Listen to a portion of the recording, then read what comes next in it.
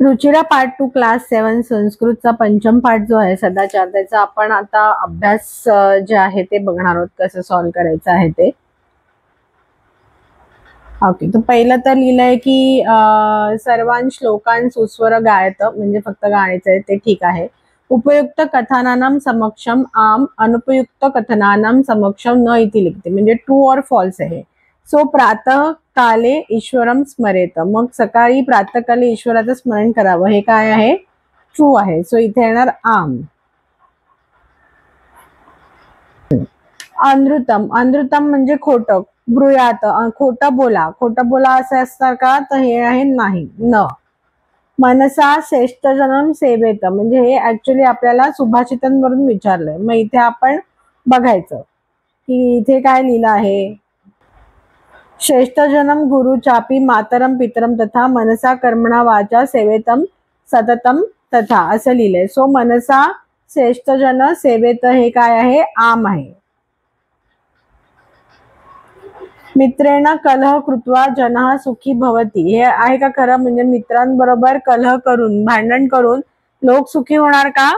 नाही होणार. सुखी न भवंती म्हणजे काय? हे न आहे. श्वहा कार्यम अद्य कुर्वित, म्हणजे उद्याचे काम आज करा, हे काय आहे? आम. श्वहा म्हणजे उद्या आणि अद्य म्हणजे आज, आत्ता. आता विचारले एकपदे न उत्तरे, तर मग कहा न प्रतीक्षते. मग कहा न प्रतीक्षते इथे येऊन बघायचं. नाही प्रतीक्षते मृत्यू. सो कहा न प्रतीक्षते मृत्यू, म्हणजे ह्याचं एक वाक्यात उत्तर काय आहे? मृत्यू हो. सत्यता कदा व्यवहारे स्यात्, सत्यता कदा व्यवहारे सात. मग आता इथे बघायचं की कुठे आहे ते आलेलं. सर्वदा व्यवहारे सात औदार्यम सत्यता तथा रुजुता मृदुता चापी कौटिल्यम न कदाचन, म्हणजे कधी सत्यता, कदा व्यवहारे सात. कदा म्हणजे कधी पाहिजे, कधी तर कसं आहे? सर्वदा. कधी पाहिजे? सर्वदा, म्हणजे याचा आन्सर येणार सर्वदा, म्हणजे नेहमीच व्यवहारामध्ये खरेपणा पाहिजे. किम ब्रूयात, मग इथे सत्यम ब्रूयात येणार. तरी पण आपण एकदा बघूया. सत्यम ब्रूयात प्रियम ब्रूयात, म्हणजे दोन्ही येऊ शकणार. सत्यम प्रियम च. ओके, सत्यम प्रियम च म्हणजे सत्य आणि प्रिय बोला. केन सह कलम कृत्वा नरः सुखी न भवेत. ओके, सो काय आहे तर इथे मित्रेण कलहम कृत्वा न कदापि सुखी जनः, म्हणजे इथे काय आन्सर येणार? केन सह, मग मित्रेण सह काय आन्सर येणार? मित्रेण. कहा महारिपु ही अस्माकम शरीरे तिष्ठती, मग कुठला महारिपू आहे? महारिपू शब्द कुठे आलेला आहे? महान रिपू. ओके, सो आलस्यम ही मनुष्यानां शरीर असतो महान रिपू. मग काय आहे? कहा तर आलस्यम किंवा आलस्यः, आलस्यः महारिपू अस्माकं शरीरे तिष्ठन्ति, अस्तिष्ठती सॉरी. ओके, किंवा आलस्यम महारिपुः असं पण येऊ शकतं. आलस्यम महारिपुः अस्माकं शरीरे तिष्ठती. आता ओके, नेक्स्ट क्वेश्चन आहे रेखांकित पदानी आधृत्यम प्रश्न निर्माणम. फर्स्ट दिले मृत्यू न प्रतीक्षित. आता मृत्यू या शब्दावरून आपल्याला करायचंय. मग मृत्यू, मृत्यू म्हणजे तो मृत्यू, म्हणजे पुल्लिंग येतं. मग आपण कहा शब्द बघितला होता, बरोबर? सॉरी, कहा शब्द नाही, किम या शब्दाचं आपण पुल्लिंगी रूप कसं होतात ते बघितलं होतं. तर तिकडे होणार पहिला स्टार्टिंगला होतं कहा. सो मृत्यू न प्रतीक्षतेला काय होणार? कहा न प्रतीक्षते. दुसरं काय असतं? हे मृत्यूहू आहे. मग मृत्यूहूच्या ऐवजी कहा ठेवलं तर म्हणजे कहा हा, तसं कहा न प्रतीक्षते. कहा हा नाही, कहा न प्रतीक्षते. आता कलहम कृत्वा नर दुःखी भवती. कलहम, कलहम म्हणजे भांडण. मग काय केल्याने? मग किम कृत्वा.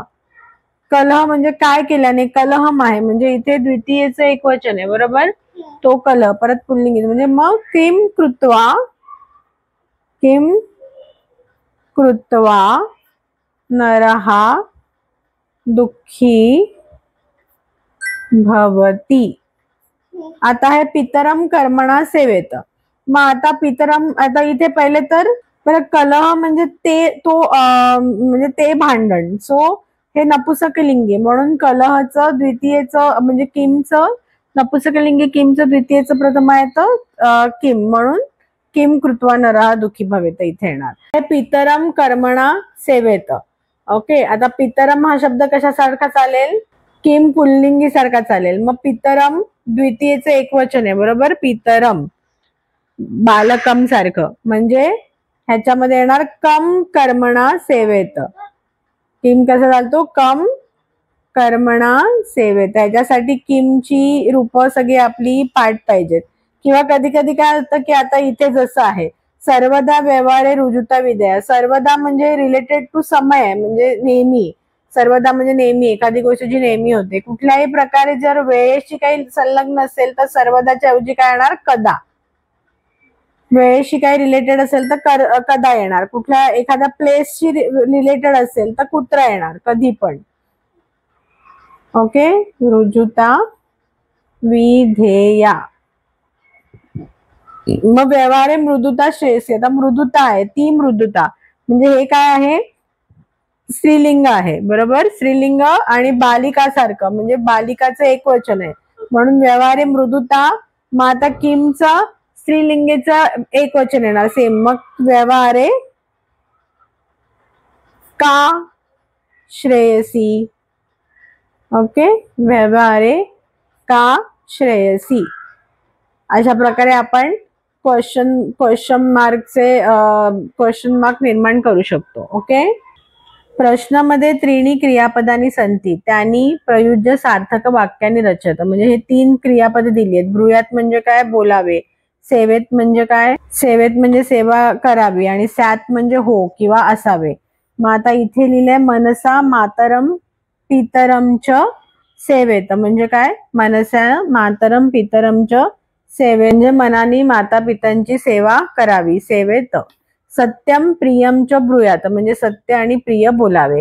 वाचा गुरुम सेवेत म्हणजे काय? आपली वाणी ही गुरुच्या सेवेत असावी. सत्यम अप्रियमच न बोलावे, म्हणून ब्रूयात येणार. व्यवहारे कदाचन कौटिल्यम न स्यात म्हणजे व्यवहारात कधीही दुष्टपणा नसावा. श्रेष्ठजनम कर्मणा सेवेत म्हणजे श्रेष्ठ जणांची कर्माने आपण सेवा करावी. व्यवहारे सर्वदा औदार्य म्हणजे व्यवहारात नेहमी औदार्य असावे म्हणजे येणार व्यवहारे औदार्य स्यात. अनृतम प्रियम च न ब्रूयात म्हणजे अनृत आणि खोटं आणि प्रिय असलेलं खोटंही बोलू नका, म्हणून इथे येणार ब्रूयात. सो अशा प्रकारे आपल्याला इथे कळलं आणि मग ती वाक्य इथे आपल्याला परत लिहायची आहेत. मग सत्यम प्रियम च इथे आहे ब्रूयात, इथे आहे वाचा गुरुम सेवेत, इथे परत आहे ब्रूयात,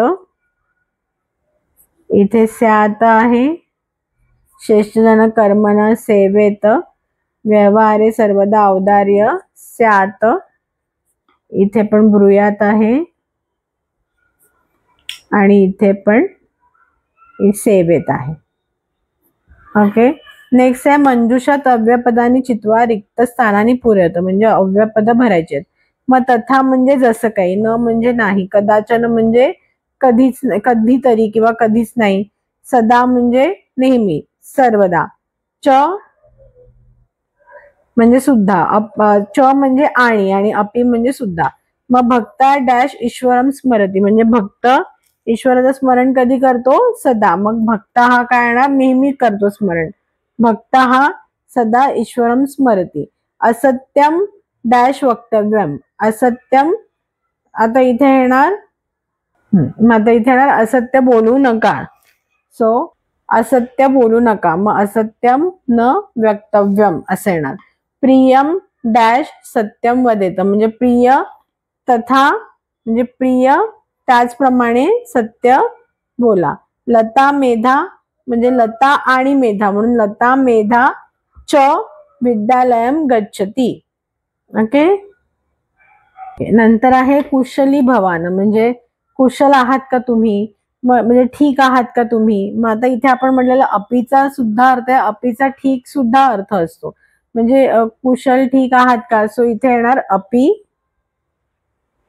कुशली भवान, म्हणजे तुम्ही कुशल आणि ठीक आहात का. महात्मा गांधी अहिंसा न म्हणजे कदाचन, कधीही नाही. महात्मा गांधी कदाचन अहिंसा न अत्यजत, म्हणजे त्यांनी कधीही अहिंसेचा त्याग केला नाही असं येणार. आता इथे चित्रम दृष्टा मंजुषात पदानी च प्रयुज्य वाक्याने रचत. आता इथे दिलं लिखती आहे, कक्षायाम आहे, श्यामपट्टे लिखंती सहा, पुस्तिकायाम शिक्षका छात्रा उत्तराणी प्रश्नम आणि ते. मग आता शिक्षकाः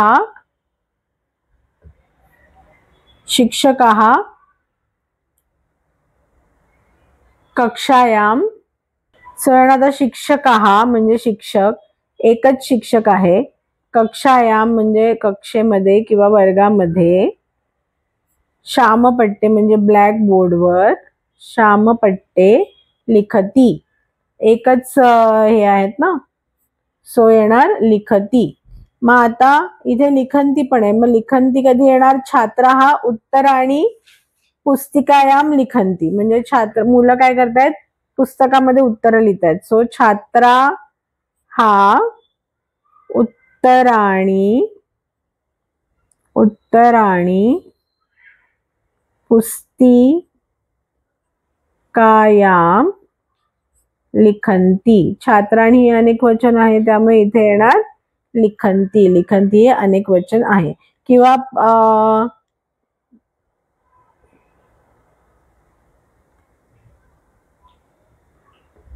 आता अजून इथे होऊ शकते, इथे ऍक्च्युली एक पठंती हे क्रियापद मिसिंग आहे, पण मग आपण असं लिहू शकतो ते, म्हणजे ते म्हणजे शिक्षकांसाठी आहे. ते प्रश्नम लिखती, ते प्रश्न लिखताय असं पण आपण म्हणू शकतो. सॉरी, नॉट ते, सहा एक वचन आहे. सो सहा म्हणजे शिक्षकांसाठी आहे, प्रश्नम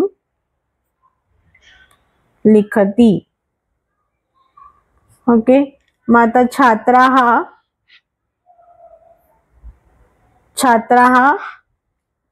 पण आपण लिहू शकतो की छात्राला आपण छात्रा लिख, मग ते छात्रा हा पुस्तिकायाम उत्तराणी लिखंती लिहिलं.